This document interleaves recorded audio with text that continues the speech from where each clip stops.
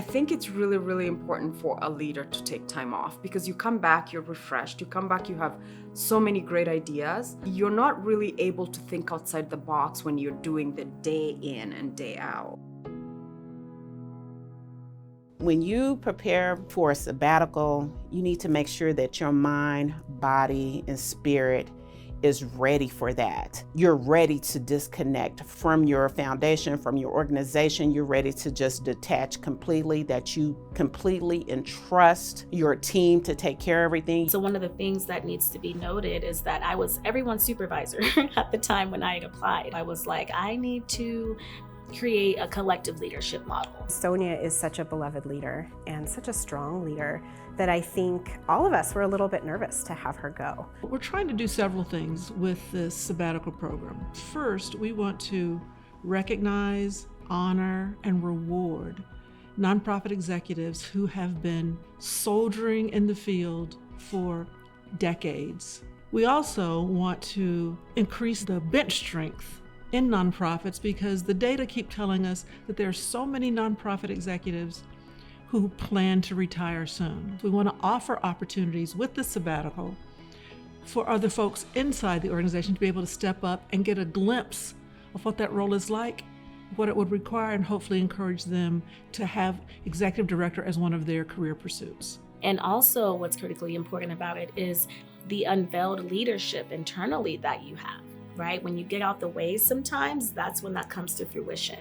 I would say that the interim leadership plan is really a course of action that you put in place to manage gaps when the CEO or other top leaders of an organization are gone, that nothing gets missed when an important person is gone. It was important that we also created opportunities and process for new leadership to rise, for room to be created for that leadership.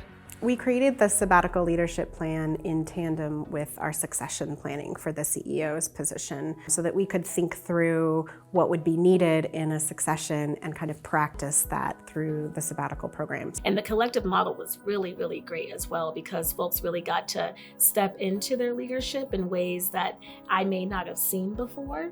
And so sometimes taking ourselves out of it really allows for folks to really shine, right? And to really glow.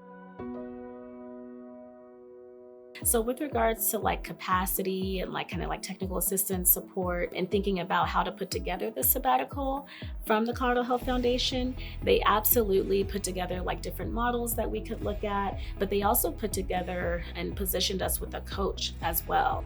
My role here at the foundation is to provide technical assistance to individuals who are applying for the sabbatical program. I also then, once they become a grantee, I provide support to them to help them kind of think through, if you will, what exiting the organization is going to be like, what coming back into the organization to be like, and if needed, to be able to support their interim leadership along the way. We planned together the timing of the sabbatical. We planned together how roles would be distributed. We prepped the staff months in advance. And that's part of the reason we were also excited about it. We needed that opportunity to figure out how to stand on our own. The other learning for me personally was helping me think about my own professional journey. And so it was really helpful to be able to step into that CEO role for 3 months so that I could really get a sense of, is this something that I have the skills for? Is this something that I would want to do? I think all of us really stepped into our leadership in a new way, and that was really beneficial. I really believe that that's an opportunity for leaders of an organization to again sit back and think critically about how should we structure this organization and who are people that we can develop into leadership roles.